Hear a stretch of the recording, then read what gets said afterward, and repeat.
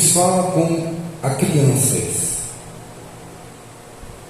repetindo palavras e frases.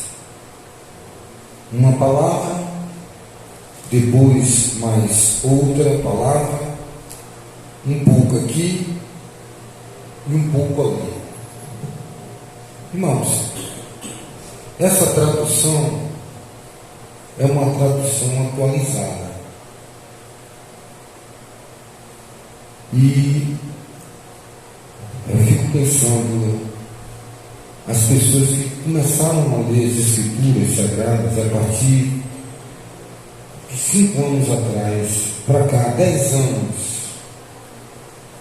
as pessoas que estão lendo a Bíblia nessa atualidade, isso talvez me entristece um pouco, porém nós confiamos no Espírito Santo e os irmãos vão entender o que eu quero falar aqui.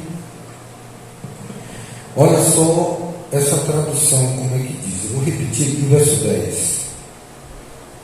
Porque nos fala como a crianças, repetindo palavras e frases, uma palavra, depois mais outra, um pouco aqui, um pouco ali.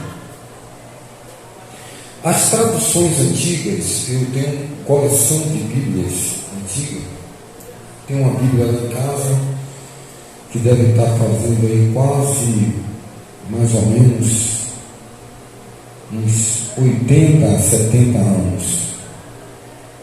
Ela é original. Tem a tradução de 1960, são traduções.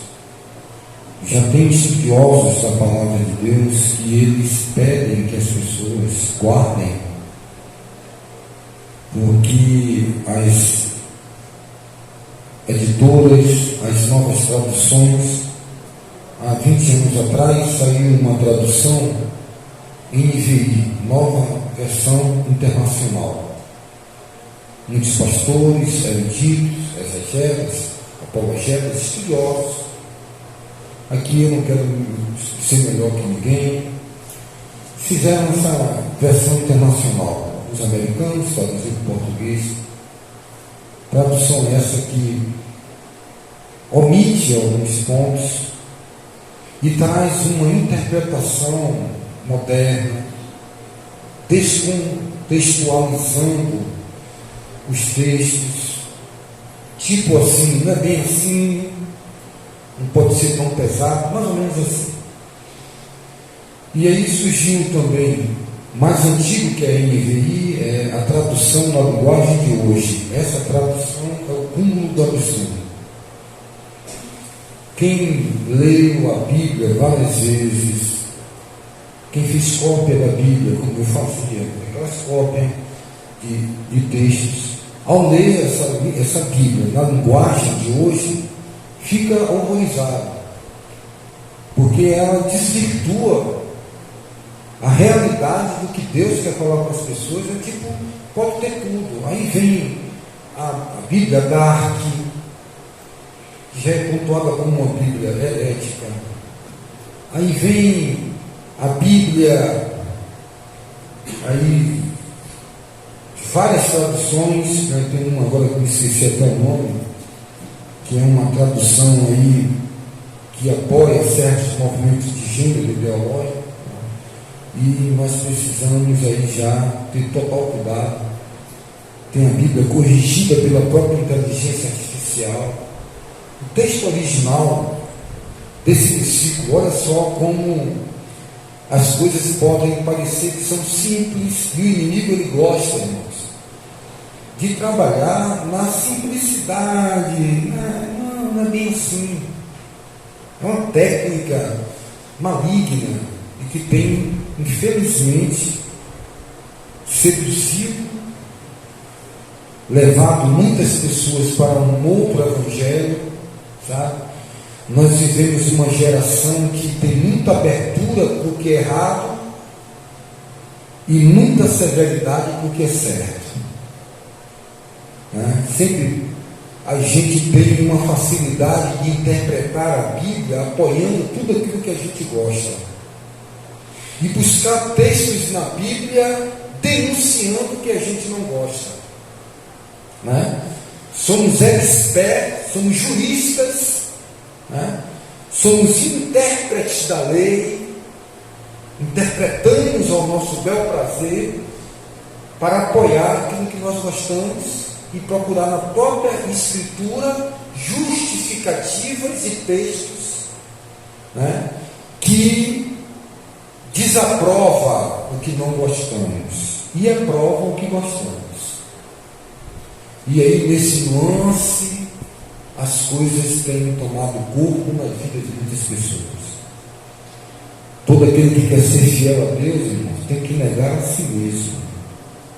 É impossível ser um discípulo de Jesus. Todo aquele que quiser me seguir, negue-se a si mesmo. O ponto crucial do Evangelho é o negar a si. Então, quando a gente vai escafunchar, quando nós vamos cavar aqui na palavra, cara, não preciso ir para muito longe, cidades vizinhas, conheci certas pessoas, ouvi falar, olha, aqui tem um obreiro fulano, ele tem tantas mulheres, e ele já achou aqui na Bíblia textos que apoiam essa prática. Já outro lá procura outro texto para apoiar uma outra prática que gosta.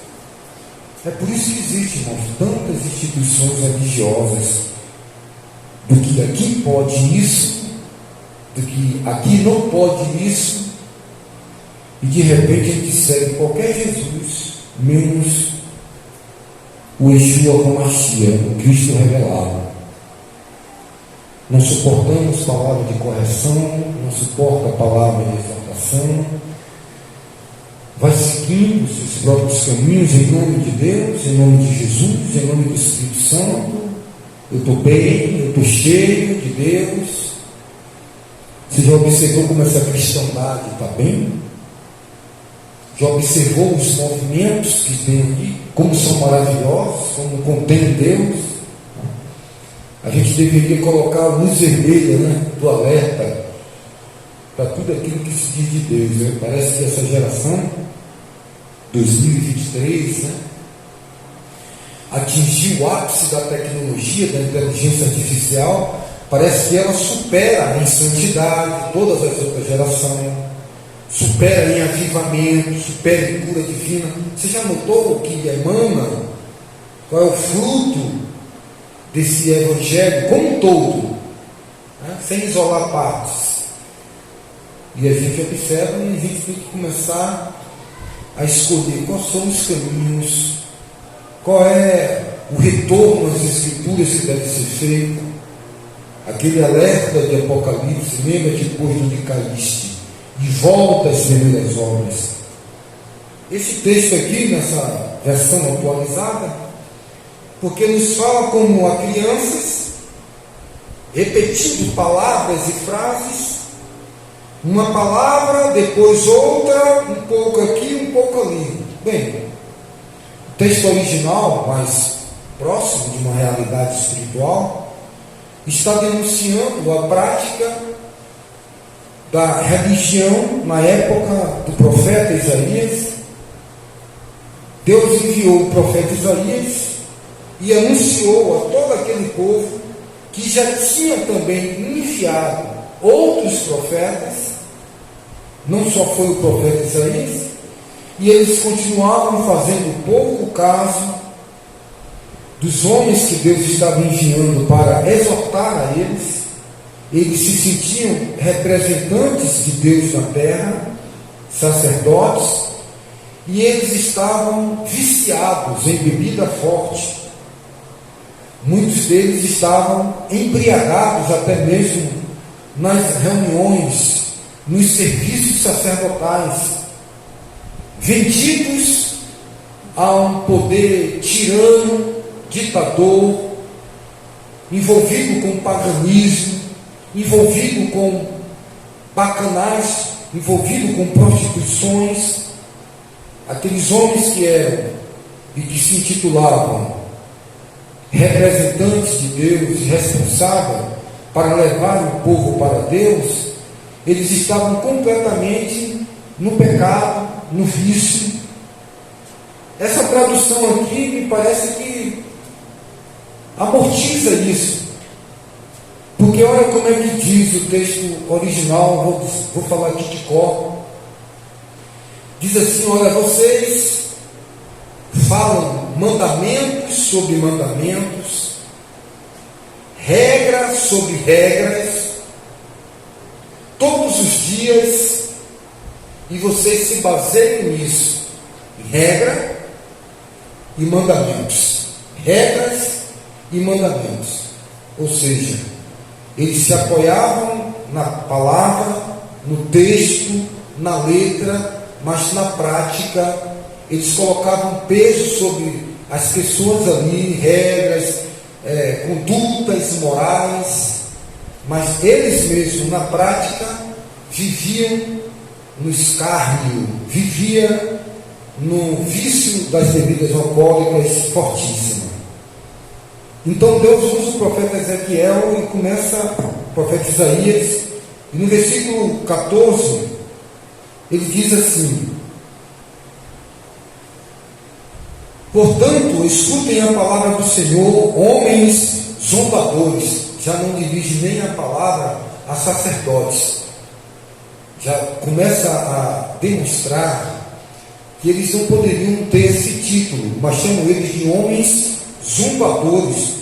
Vocês que governam este povo que está em Jerusalém, porque vocês dizem, olha a denúncia do profeta, vocês dizem, ele usa de um certo escárnio, ele usa de uma certa, eu não digo chacota, ele usa um termo para denunciar aquela prática. Olha o que, é que o profeta diz: vocês fizeram uma aliança com a morte, né? Vocês fizeram uma aliança com a morte e fizeram um acordo com a sepultura. Quando passar a catástrofe arrasadora, não nos atingirá, porque o nosso refúgio é a mentira e o nosso esconderijo é a falsidade. Portanto, assim diz o Senhor Deus. Ele aí aponta para Jesus: eis que ponho em Sião uma pedra já provada, pedra preciosa, angular, solidamente assentada, e aquele que crê não foge. A tradução mais real: quem nele crê não será confundido. Olha como é que muda o texto. Aquele que crê não foge. Mas o texto das traduções antigas: quem nele crê, viver, praticar, nele não será confundido por nenhum tipo de palavra, heresia, doutrina, genealogia, discussões. Não será confundido, porque está na fé inabalável, está no crer e no praticar. Foi esse mesmo texto que, quando Jesus entrou com sua mãe e seus pais para ser apresentado no templo, estava ali Simeão. E Simeão, ele faz alusão a esse texto, conhecia as Escrituras. Ele diz: eis aí a pedra provada, escolhida, que é levantada para o erguimento de muitos e o caimento de muitos. Sobre esta pedra, onde ela cair, derrubará. O erro será destruído, e os que são da verdade serão levantados, serão exaltados. O apóstolo Pedro mostra essa pedra, essa rocha eleita, renunciada por esses sacerdotes, e que estavam desde ali, muito mesmo antes do cativeiro, depois dos 400 anos de silêncio, sem Deus falar com o povo, a vida de João Batista. E já mesmo depois da reconstrução do segundo templo, e agora debaixo do Império Romano, estava ali aqueles sacerdotes fazendo uma mesclagem com o erro. Deus levanta João Batista, Deus levanta agora o próprio Filho de Deus, Jesus Cristo, denunciando toda a fraude daquela religião, fazendo da minha casa, casa de covil, de ladrões e salteadores, e outras denúncias que Jesus faz, principalmente o sermão das bem-aventuranças, para destruir todo o empresariado da mentira que estava ali em torno, se acoitando debaixo da palavra de Deus. O que é que nós aprendemos com essa narrativa aqui do profeta Isaías? Eu quero fazer alusão ao profeta Jeremias, que nessa mesmo período, Deus fala com o profeta Jeremias e diz assim: profeta Jeremias, você vai correr, você vai para a porta da entrada do templo. O templo ainda não tinha sido destruído, esse primeiro templo construído por Salomão. Você vai ficar aí em pé na porta do templo, e quando todos esses homens forem entrar, você vai bradar fortemente. Vocês vão dizer: templo do Senhor, templo do Senhor. Os vossos profetas, sacerdotes, profetizam mentiras, e vocês creem e acreditam na mentira. Eles dizem paz quando não haverá paz. Esse texto é um dos textos mais profundos do profeta Jeremias em relação à adoração a Deus. Logo após, Deus também envia o profeta Ezequiel, que estava na porta de sua casa, sentado na varanda, quem sabe ali, se fosse nos tempos de hoje, quebrando um pouco de licuria, descascando uma cana, estava ali tranquilo, talvez depois do almoço, tranquilo, e Deus deu uma visão a Ezequiel. Lá no capítulo 9, Deus dá uma visão a Ezequiel para mostrar essa realidade, essa situação que se encontrava os adoradores de Deus, de Yahvé, de Javé, de Jeová, os responsáveis de cultuar a Deus, de levar o povo, todas as ordenanças ali. Deus ia levantando os profetas, até culminar no cativeiro, lá no cativeiro babilônico, onde Deus chama Sírio, um ímpio de meu ungido, porque Deus usa agora um ímpio para ser a espada de Deus contra aquela nação que estava se apostatando de Deus, que era a nação de Israel. E aí Ezequiel, Deus diz a ele: olha, meu filho, eu quero que você cave um buraco. A visão que Deus pega o profeta Ezequiel leva ele para o templo de Acunas. E lá no templo, o profeta Ezequiel na porta do templo, ele olhando, vendo aquilo tudo, e observou que os sacerdotes, e era uma acusação séria, a coisa era séria, isso era coisa para quem lê as escrituras, a santidade, o temor de Deus, a manifestação de Deus, mandando cercar todo o monte Sinai para que as pessoas não se achegassem ali num raio de distância, tinha uma cerca para que a glória de Deus, o poder de Deus, não pulasse em cima daquele povo e virasse cinza. Total era a restrição de que Deus tinha preparado Moisés para essa manifestação de glória. Nós vimos Deus dizer a Moisés: olha, tu não verás o meu rosto. Um desejo de Moisés, que nenhum mortal nesse corpo suporta o corruptível. Como suportar o incorruptível?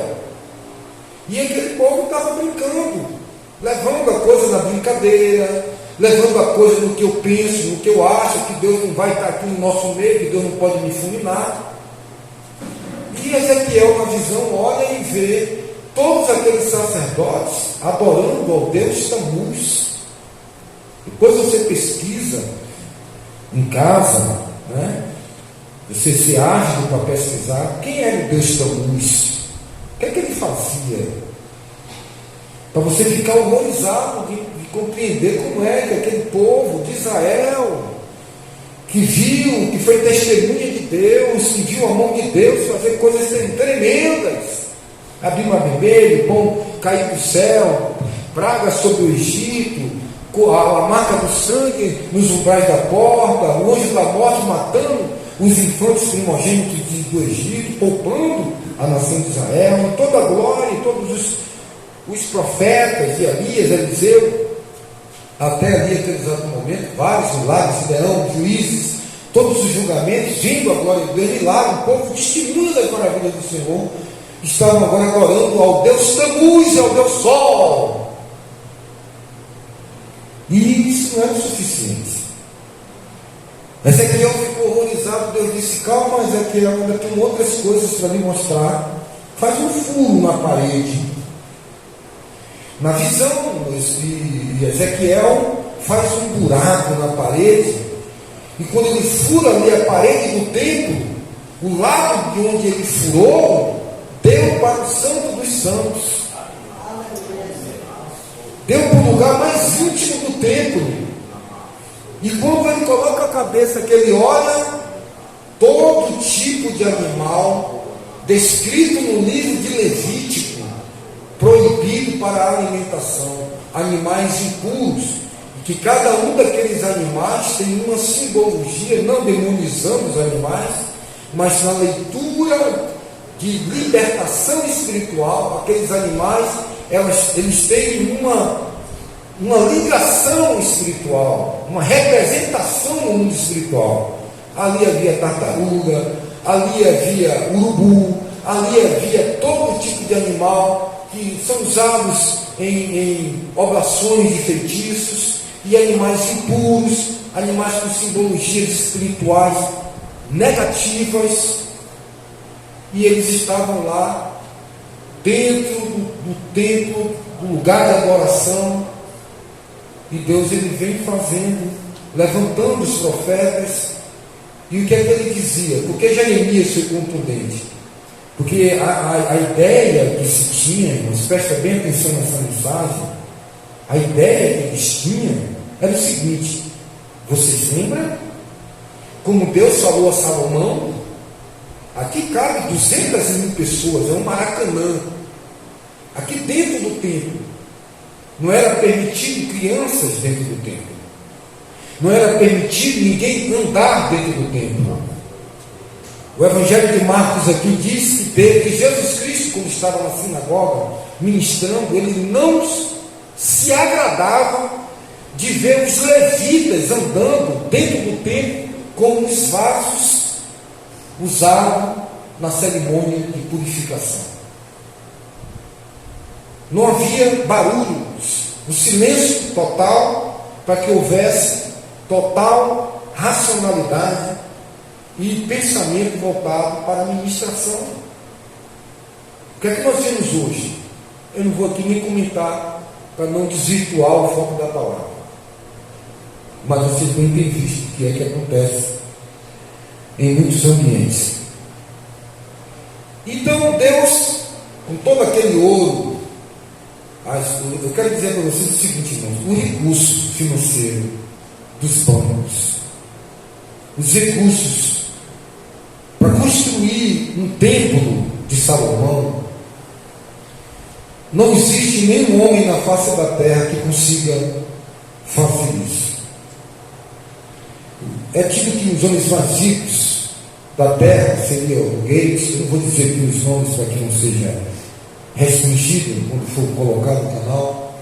O Gates, o Monk, o Errol, já sabe-se que não são esses. Existe um russo que ninguém conhece, não tem foto dele, que ele é o patrão de Elon Musk, é o homem mais rico do mundo, ele é um russo, tá certo?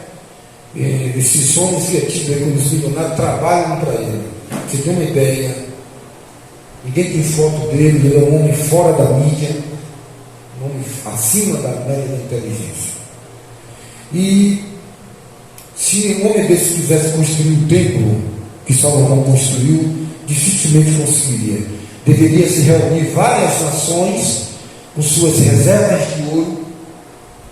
Não tem nenhum homem na face da terra, pelo menos assim, que tenha 600 toneladas de ouro. Pelo amor de Deus.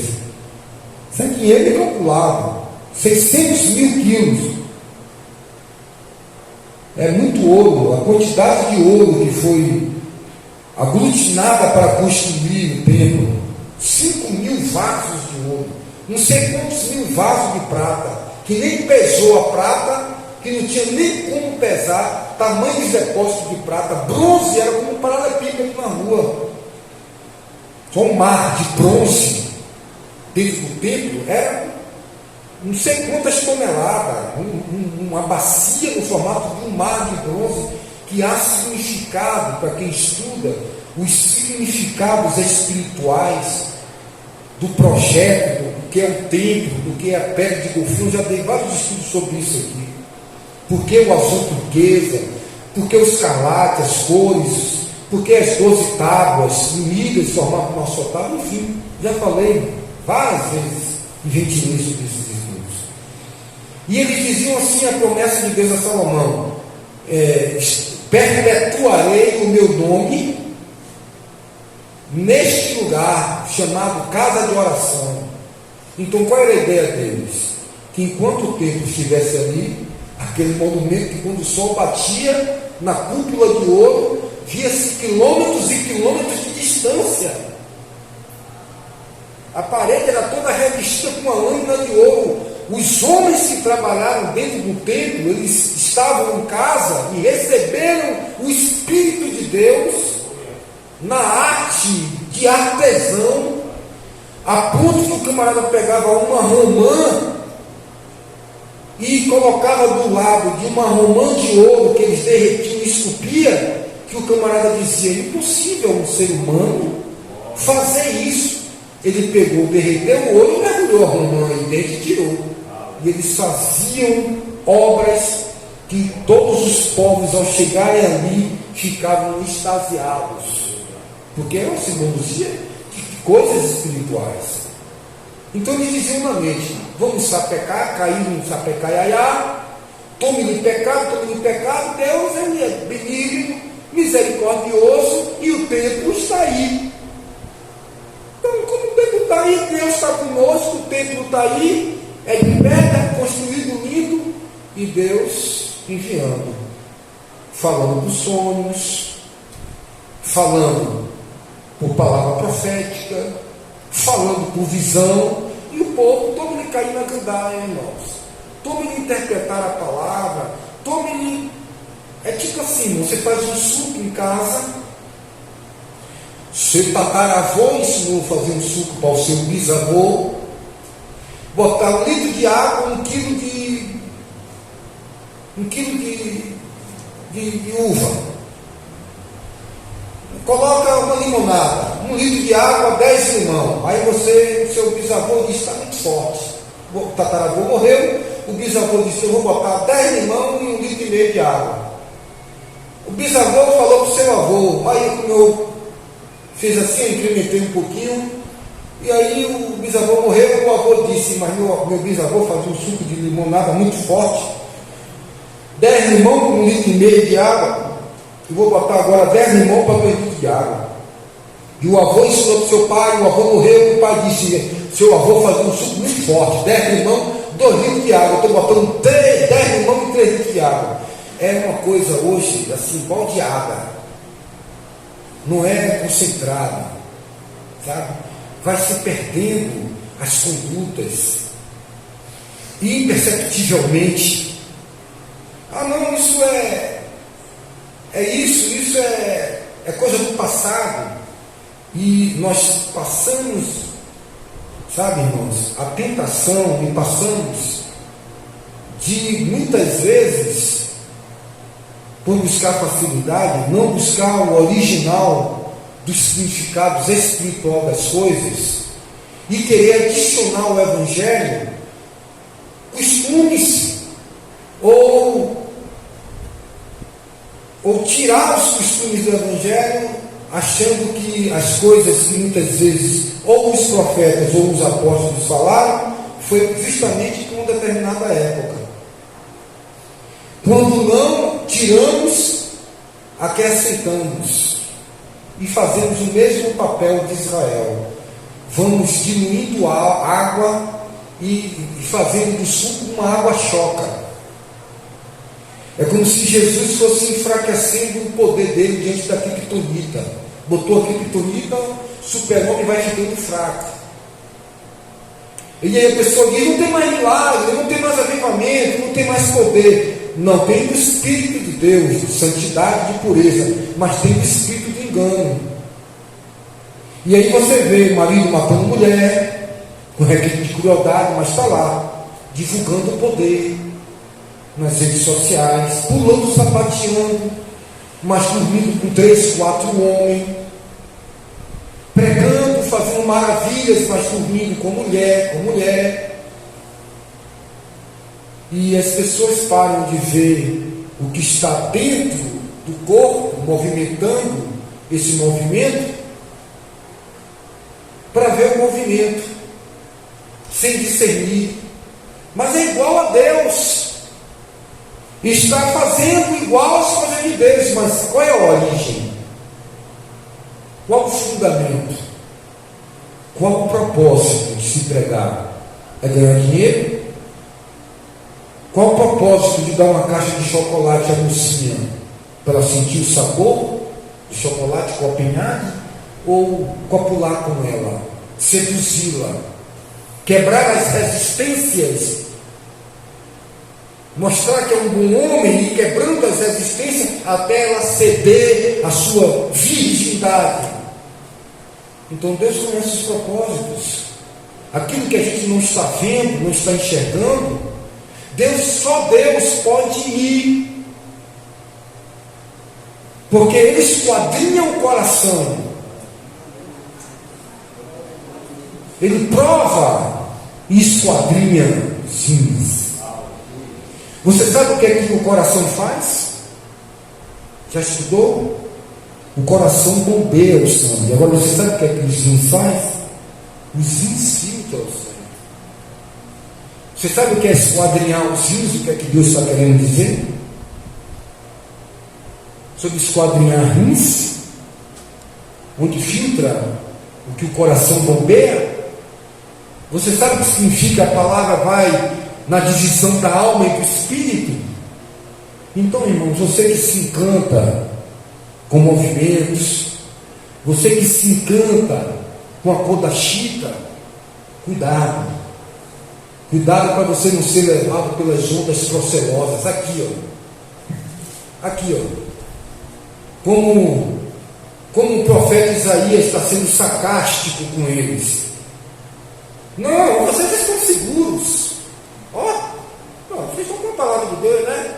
Aqui, o que vocês fizeram? Vocês fizeram aliança com a morte. Não foi com Deus da vida. Não, vocês estão salvos. Não faz aqui. Fez aliança com a morte. Fez acordo com a sepultura. Não se preocupe não. Quando passar a catástrofe arrasadora, não vai atingir vocês não. Vocês estão de boa. Você fez aliança com a morte. Você fez acordo com a sepultura, como é que a catástrofe vai pegar você? Vocês vão, ficar de boa. Você fez, sabe o que você fez? Sabe o que você vai ficar de boa? O seu refúgio para se esconder, o seu bunker, é a mentira. O seu esconderijo é a falsidade. A mentira. Falso, porque não é real, e a prática, que não é verdadeira. Mas tudo ali, regra, o paladino da moralidade, cuidado, irmãos. Não confunda uma vida moderada. Paulo, antes de morrer, deixou bem claro a Timóteo, tudo aquilo que você viu em mim, anuncie e ensine a homens idôneos as tradições, os costumes de Timóteo para fulano, de fulano para cicrano, para chegar até aqui nos dias de hoje. E aí, irmãos? Está sendo assim? Ou estamos indo no long play que a religião coloca? Não, eu vou colocar aqui uma lambada. Você dança a música que eu boto. Aqui é lambada. Se você gosta de rumba, ali toca rumba. Se você gosta de bolero, ali tem um teólogo para colocar bolero. E nessa balbúrdia, nessa Babilônia, nessa confusão, quem tem o Espírito Santo continua, irmãos, ligado à videira verdadeira. Porque se não tiver uma vida de discernimento, eu vou começar a cavar nas escrituras aqui uma vida de facilidade. Parece que os apóstolos, toda aquela galera, ficou velhos caducos. Aquela geração da década de 70, de 60, aquilo ali era. Eu estou trabalhando agora, não é com palma, não, meu amigo. É com tablet. Não, agora eu estou na tecnologia. Passará o céu e a terra, mas os princípios escriturísticos, eles não passam. Aleluia. Você pode trocar a sua televisão valvulada pela televisão de 4K de mais alta tecnologia. Isso não muda nada. Viu? Você pode mudar o seu carro, tá bom, de carburador por injeção eletrônica, não altera nada. Agora, falar de palavra de Deus, irmãos, altera tudo. Altera aquilo que vai dizer se você vai para o céu ou você vai para o inferno. Porque a porta é estreita e o obeso não passa por ela. Então Deus aqui usa o profeta Isaías e dá o alerta. Assim diz o Senhor Deus: vou colocar em Sião uma rocha. Quem vive de lá para cá, doido, vai se bater nessa rocha de esquina. Tambor, freio a tambor.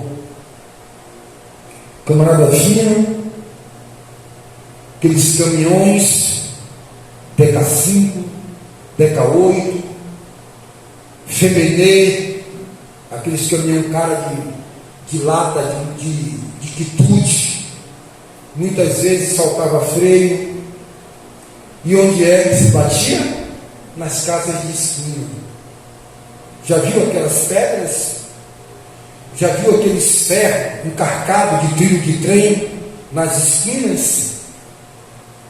Já viu aqueles paredão que o camarada bota aquelas paredes dobradas, porque são lugares onde justamente nas curvas coloca aquele quadro de rei. Essa palavra, colocarei uma pedra de esquina, é justamente lá no raio da ação da dinâmica, onde as pessoas se perdem e acabam se esborrachando na casa. Então lá é a pedra de esquina, e quem se bate com ela se esborracha. E quem sobre ela cair um cálice de atordoamento na terra. Quem nele crê não é confundido. Porém aqui esses religiosos e sacerdotes estavam confundidos, porque essa pedra de esquina, Jesus Cristo, a pedra que Daniel, uma visão, viu que veio uma pedra no formato de uma mão e bate no pé da estátua. É esse Jesus, o Filho de Deus. E aí Jeremias, templo, né? Templo do Senhor, né? E todo de pecado. E Deus permitiu ser destruído aquele templo para destruir o orgulho de Israel e entender que Deus não habita em templos construídos por mão de homem, e aquele povo de Israel cavou o cativeiro. Você quer fazer um cativeiro? Leia Lamentações de Jeremias. Eu já li mais de 200 vezes. Leia, que você vai ver o que é que Lamentações, o profeta que Deus é tão bom que levou o profeta lá para a Babilônia. E lá na Babilônia, tipo, que o vaso quebra na mão do oleiro, e o oleiro vai fazer deste mesmo barro um vaso novo. E lá na Babilônia, onde eles penduraram a harpa, e o salmista canta, pendurou a harpa lá, cessou a canção, e a mãe olhava e dizia: olha, amanhã eu vou comer, meu filho. Pensa você.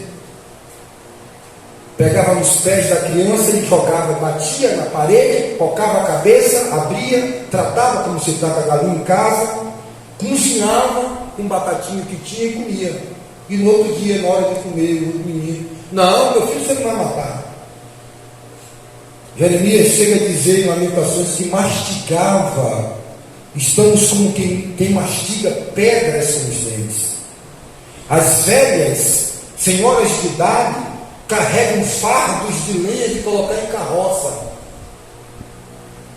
E a nação estava subjugada. Mas lá dentro, Deus, um profeta tentando consertar o povo, profetizando o povo: se conserta que Deus levanta, se conserta que Deus vai redimir, se conserta que Deus vai restaurar, se conserta que Deus vai levantar. E ele levanta o profeta Ageu, levanta o profeta Abacuque, levanta os profetas menores, Joel, menor porque escreveram menos,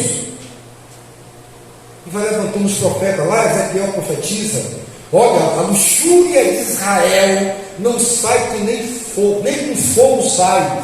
São panelas enferrujadas, que nem com fogo arranca a ferrugem. E sabe o que é a vossa ferrugem? A vossa luxúria.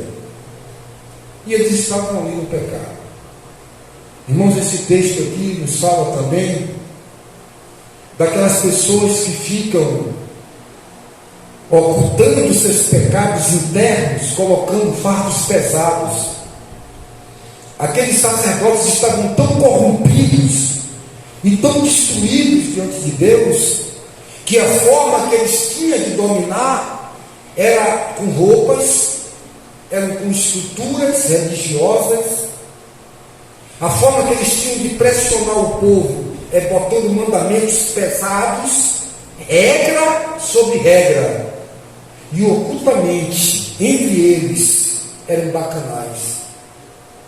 Alguns estudiosos dizem que aquela Madalena já tinha sido o caso de muitos daqueles fariseus que estavam ali. Eram hipócritas, eram sepulcros caiados. E você vê como é o paralelo e como nós devemos ter um equilíbrio. E que esse equilíbrio só o Espírito Santo pode nos dar. Salomão disse: não seja demasiadamente santo, mas também não seja demasiadamente ímpio. Ou seja, em qual sentido? Eu tenho que ser um pouquinho ímpio? Não. Não é sobre essa, não é essa interpretatividade. Não seja, seria assim, não seja severo demais e nem frouxo demais. Você vai cozinhar uma carne, você não vai botar 1 quilo de sal e também não vai botar só uma pitadinha de sal. Tudo tem uma palavra temperada com sal. Você sabe que é o grande problema? Quando a gente começa a querer desfazer do passado, começa a ter uma mente razoável, flexível demais, em algumas coisas que gostamos, somos liberais e somos mais presos naquilo que não gostamos. Eu não gosto de televisão, não proíbo televisão, mas eu gosto disso. Isso a Bíblia não proíbe. Então quem tem que dar as regras, irmãos, e quem tem que nos orientar são as pessoas que foram chamadas para isso, que temem a Deus e que muitas vezes vai pregar uma coisa que não gosta nem de fazer. Eu gostaria, eu queria que fosse assim, mas não é o que eu quero, nem o que eu penso, nem o que eu acho. Cuidado para você não fazer o que você gosta no mandamento. E cuidado para que você também não faça com o que você não gosta no mandamento. A lei, o profeta Isaías diz: a lei e ao testemunho. Se vocês não falarem conforme isso para vocês, jamais raiará a aurora. Então, irmãos, nós estamos nesse limiar que tem uma vida, irmãos, equilibrada, de termos cuidado para não sermos folgados demais, porque eu gosto disso, e apertado demais, negar o passado, negar a originalidade da palavra. Entendeu? O profeta Isaías, isso é muito pouco pregado, mas já preguei muito na congregação esses anos todos. Isaías capítulo 7, se não me falha a memória, ele faz uma acusação muito séria para a nação de Israel e para os sacerdotes. Eu não vou achar agora esse texto, mas posso dar para os irmãos depois. não me lembro muito bem, me parece que é Isaías 7, diz o seguinte, eu tenho ele de cor na mente: naquele dia, 7 homens tomarão mão de uma mulher e dirão: comeremos do nosso próprio pão e beberemos da nossa própria água. Mais ou menos isso diz o texto. O que é que o profeta Isaías estava querendo falar para aquela nação de Israel? Depois eu vou achar esse texto e vou falar precisamente aos irmãos onde ele está escrito. 7 mulheres tomarão mão de um homem. Eu sou 7 mulheres. A mulher é a simbologia da igreja. 7 é o número da totalidade. Esse homem é Jesus. Esse pão é a doutrina. Diz assim o texto: 7 mulheres tomarão mão de um homem e dirão: queremos apenas ser chamados pelo teu nome e comeremos do nosso próprio pão e beberemos da nossa própria água. Mais ou menos assim os textos mais antigos, querendo dizer a modernização da igreja, da religião. Irão querer ter o nome de cristão, de evangélicos, seguidores de Cristo, mas dirão: a doutrina nós vamos fazer, aqui pode isso, aqui não pode aquilo. Pão nas escrituras é doutrina,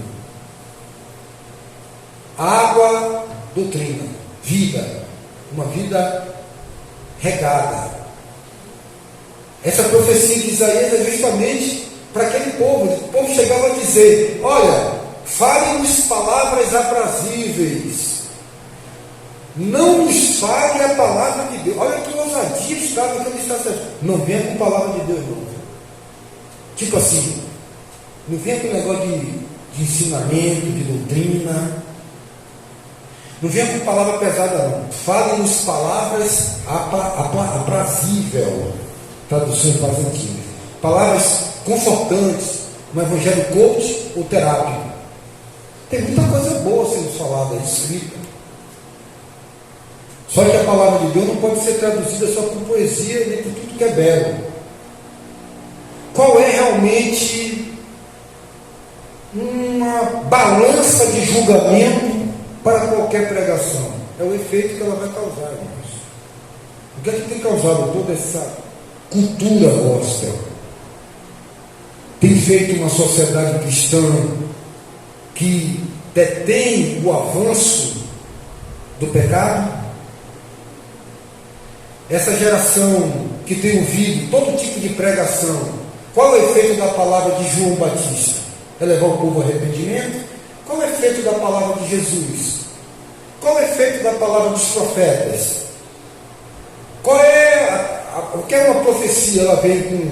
Ela exorta, ela consola, ela edifica.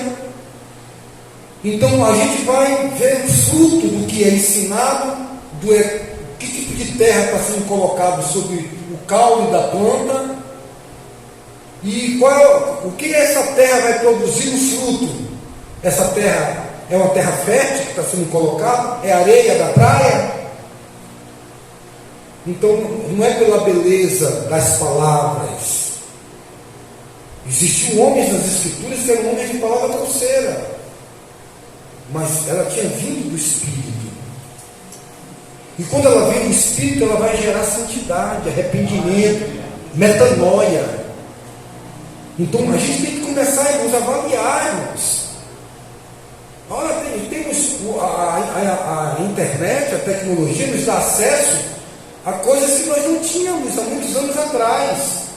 Esse bombardeamento de ideologias, de interpretações e de pensamentos, irmãos, que fala para a igreja é o Espírito de Deus, irmãos. A igreja não é tipo assim, uma caixa onde você vai, pega a Bíblia, presta bem atenção, só vai, não tem papel aqui, só vai, pega as escrituras, tipo aqui assim, mais ou menos, um pedacinho, pega um pedaço de papel, aí ela vai lá, aqui é a Bíblia, rasga a Bíblia toda, bota dentro de uma caixa, sacode e vai lá e escolhe. Não é assim, irmãos. Deus ele não dá indireta não, ele é objetivo. O papel de Deus é nos conduzir ao ensinamento. O que é que tem lá fora? Você vai sair lá para fora, o que é que tem lá fora? Qual é o compromisso dessa galera aí, irmãos? É oferta? É pagar as parcelas de um patrimônio? Você acha que Deus não está sondando, não? Toda essa beleza religiosa de Israel, toda essa glória, toda essa apoteose, que Deus vai ter que destruir tudo, que a tribulação está vindo aí para provar quem é quem, a ferro e fogo mesmo. Então, se nós não tivermos ligado na videira verdadeira, irmãos, essa tribulação virá para essas pessoas. Se nós não tivermos realmente compromissado com a palavra e achando muito bonito a inovação, tem cara que está revoltado contra a religião e coloca até os próprios mandamentos de Deus na baia. Não, irmão, isso aqui é pesado. Não, isso aqui é religioso. Irmãos, o princípio não é esse. Você já pensou se eu chegasse aqui revoltado contra coisas que eu praticava e que não trouxeram para mim tanto proveito, e aí eu virar um crente liberal? Não, irmãos, não é dessa forma. Nós temos que ter total cuidado com as mudanças, cuidado com o seu comportamento, porque pode abrir brecha para vir outras coisas. Um abismo chama outro abismo. São pequenas raposinhas, são coisas que passam desapercebidas,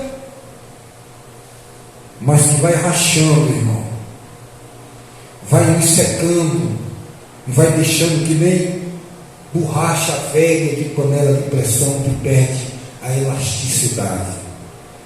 Mantenha seu coração regado no temor do Senhor, não em regras de homens, não em mandamentos de homens, mas uma vida centrada na palavra. Fuja do uba-uba. O fogo está ali, o fogo está ali, Cristo está ali, Cristo está lá. Ele abre a tampa do discurso de Mateus 23 sobre o apogeu que vai trazer essa catástrofe sobre a terra, sobre a abertura de selos apocalípticos. Ele abre a tampa dizendo: haverão falsos profetas e que enganarão a muitos. Mas ele disse: haverão falsos profetas, falsos pregadores, fazendo prodígio. Você sabe o que é um prodígio, filho? Estuda para você saber o que é um prodígio. Não é milagre de curar dor de dente, não, meu filho. Não é dor de cabeça, não. Nem de fazer ninguém vomitar câncer, não. Vai ver o que é um prodígio, meu irmão. Prodígio e milagres. Qual é o efeito disso? Enganarão a muitos. O amor de muitos esfriarão. Sempre tem muitos na jogada, né? Naquele dia, nem todos que me dizem Senhor, Senhor. Sempre tem uma multidão dizendo Barrabás. Então cuidado. Cuidado com essa multidão que segue desenfreadamente a essa modernidade do carnaval, que é tudo beleza e é tudo a graça total, pode tudo. E vai perdendo, viu, irmão? Vai metendo água na palavra, vai deixando a coisa bem aguada, sabe? É aquele refrescão do copão. Então tenha cuidado, não perca a sua originalidade. Veja o que é que agrada ao Espírito Santo, tá bom? Não precisa ninguém estar falando para você, tá certo? Que isso não combina com você, isso combina, isso é uma intimidade sua com Deus, tá bom? Quem não ora não tem direção, Quem não ora não mantém comunhão. Quem não se alimenta da palavra está desnutrido, portanto não pode, não sabe nem para onde, de onde vem nem para onde vai, está perdido. E aí, quando a gente não tem, irmãos, o cara quando está, para encerrar, quando o camarada está pobre, sem dinheiro e passando fome, o cara dizer assim, ó, tem farinha com ovo, tem lagartixa com ovo, o cara diz, é um banquete.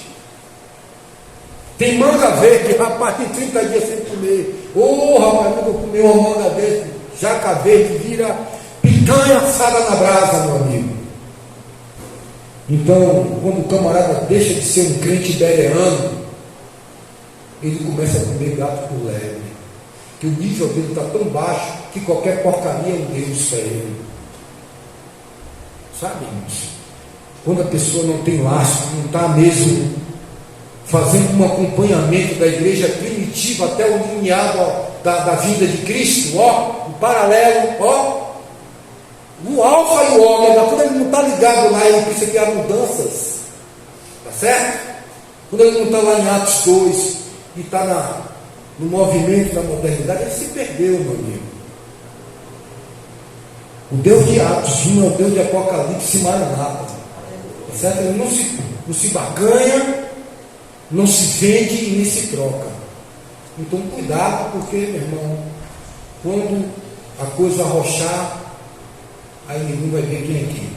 Então mantenha a sua vida com lisura. Ah, fulano, não é o que o outro diz, irmão, é o que o Espírito.